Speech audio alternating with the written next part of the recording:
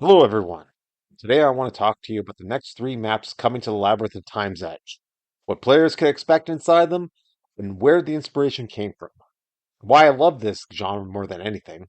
The goal is simple: invite you into a world that feels handcrafted, haunted, and yet eerily alive. Quick note before we start, the game is free for anyone to play. If you want to toss in an optional tip, $2 helps a lot. You can do that over at itch. But there is absolutely no pressure. Your time is the real gift. My gift to all of you. So let's go. The first new map is the castle at the edge of time, is the Great Hall. This is where the castle pretends to be kind. You step in, and reality starts to heal itself for a moment.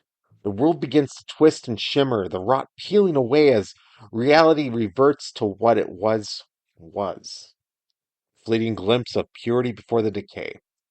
It looks like a celebration. You find yourself among a sea of faces, laughter and music ripple through the air as pleasant voices mingle in celebration of a lifelong past.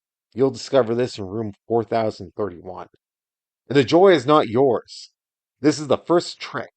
Among the revelers, you stand apart, a lone wanderer adrift in joy not of your own. You'll discover that in room 4032. Now, before I carry on, you'll be able to find all these videos revealing these new portions over on Patreon. The link is in the description below. It'll start Monday. You'll start to see this new area up close and personal, just a fleeting glimpse. You can support the project there if you like. Now, you notice a bard across the room. He is in a bright thread in a dark tapestry. Passing through the crowd, a bard catches your eye. His song, bright and free. You climb the steps away from the warmth. Steps lead you upward, away from the noise and the color, to a higher place where silence feels sacred and watchful.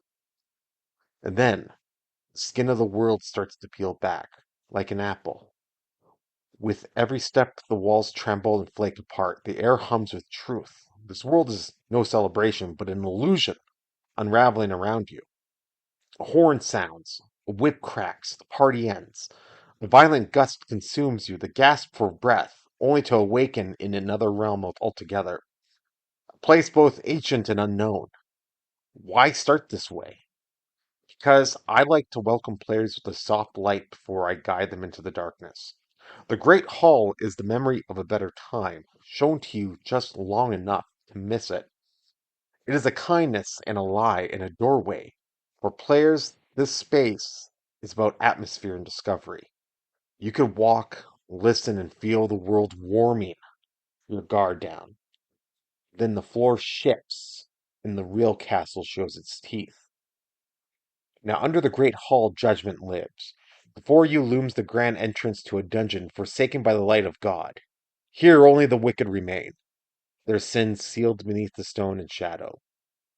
Chains speak, bats whisper, chains sway gently from the walls, their metallic clatter echoing through the dark. You'll find this in room 4046. And underneath it all, the pleading begins. From somewhere in the depths comes the pleading of the damned, faint, trembling cries that twist through the air and find purchase in your bones.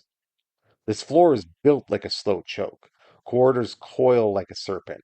You press on through narrow passages that coil like a serpent's spine. At the heart of it, the sound stops, being background, and becomes a presence. The air itself trembles with screams that do not fade. Something unseen watches you from the dark. A presence neither alive nor dead, but aware. You pass the empty cells, the fresh blood on the stone, the figure in the hanging cell whose eyes might be fluttering, or might be a trick of the candle. On a raised platform stands the executioner. Upon a raised platform, he stands motionless. The steel of his axe glimmers in the faint light, but his body does not stir. Pyramids of skulls, a floor of bones, a voice that knows your name. The floor crunches beneath your boots, a carpet of bones and shattered dreams. A voice calls your name from the dark.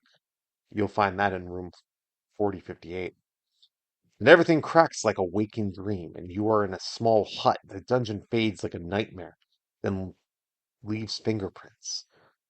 Suddenly, you hear a makeshift hut, the memory of the dungeon fading like a nightmare. Players, Dungeon Floor 1 is the one part of the story where you stop being a tourist and become a witness. It is about consequences. It is about the feeling that the place is looking back at you. Now, you move into Dungeon Floor 2. Now, you descend again, and Mercy stays behind. The ancient stone walls, shrouded in cobwebs and age-old dust, seem to breathe as they draw you deeper into the abyss. A spiral staircase winds downward into the blackness of the darkness. Screams are farther away here, which somehow makes them worse. Sound of distant screams ricochets through the dungeon. A blade hisses near your face. You reel backwards as you see a skeleton warrior swings its rusty blade through the air, trying to slash at your throat. The corridors become a choir of the dead. Cries of the dead twist through the corridors, a chorus of tortured souls howling like chained beasts beneath a moonless sky. You pass rusted cells, a crumbling archway that you hear cheering. Cheering turns to silence. From somewhere ahead comes the roar of cheering, then the abrupt silence of screams. Guards are frozen with their hands raised. Before you stand, the backs of guards, their hands raised in rapture. In the pit, two Murlocs tear at each other without end. Two twisted abominations stand before within a blood-soaked pit, fighting for the death, fighting for some kind of reward. The walls bear hundreds of scratches, marks of desperation etched by those counting the endless days of their imprisonment within this hellish place. A pale mist coils at your feet. Stone scrapes near a yawning hall. Sight fails when it returns. Death is breathing on your neck. You'll discover these in room 4076 to 4079. But at least another staircase awaits. A narrow staircase spirals deeper into the earth, deeper into the madness that awaits in the bowels of this cursed realm. The dungeon floor 2 is the architecture of despair. It is meant to feel older than the Great Hall. It is the place where the castle remembers when it dreams. Players, this means a heavier atmosphere, higher tension, in the sense that you have crossed a line. You are far from light now. The game starts speaking to your instincts more than your thoughts. Here is what I am excited for you to feel as a player. 1. The turn from warmth to truth in the Great Hall. You will get a moment of comfort that collapses right under your feet. The shift matters. It sets the tone for everything that follows. 2. The witnesses. Feeling in Dungeon Floor 1, the executioner, the skull pyramids, the voice that says your name. These are not just jump scares, they are slow like knives piercing a corpse. For number 3, the scale and pressure of Dungeon Floor 2, the cheering, the pit, the scratches, the mist.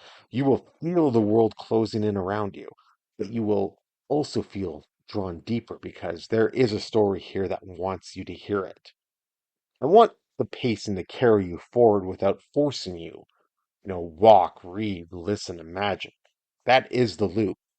That is the joy within this world. Now, as many of you know, for the inspiration, where did this come from? Well, it comes from late nights with old machines and older games. From the feeling of green text on a black screen, from stories that believed that the best special effect is your own mind filling in the dark blanks. It also comes from, the music. Bard in the Great Hall is not just a character, he is a tribute to every song that kept me writing when I was tired. It comes from the cathedrals and the cellars and long hallways and places that should have been abandoned and were not. It comes from the human habit of remembering that the good part of a place and forgetting the warning signs. It comes from the gratitude I get to make this. I get to share this with you. That's the fuel, you know? I love this genre because it lets imagination be the camera. Words do things that 1,000 shaders cannot. They can ask you to hold the lantern yourself. Text adventures respect the player. They do not spoon feed, they invite. They reward patience. They make room for silence, and the silence is where wonder lives. This project is my love letter to that idea. Room by room, line by line. No studio, no machine, just a promise to keep building a place worth making. If any of this speaks to you, come play The Labyrinth of Time's Edge. It's free. If you want to support the work, there's an optional $2 price you can over on itch. It's completely optional. Don't worry about it if you can't. Just download the game and play it, and you'll find yourself, like many adventurers, lost in a world of your own doing. But will you find the light at the end of the tunnel? That's up to you. More maps are coming, more rooms, more stories that tie back to what the castle remembers about you. So thank you for being here. Thank you for caring about handmade worlds. I will keep building this place for you to discover and for those who have not yet found it. I will see you in the Great Hall. I will see you beneath it in the dungeons. And I will see you on the stairs that just keeps going down into the cold abyss of darkness. So thank you, and take care, adventurers, and welcome to the castle at the edge of time. Don't forget to like, comment, subscribe to this channel, spread the word, and Godspeed.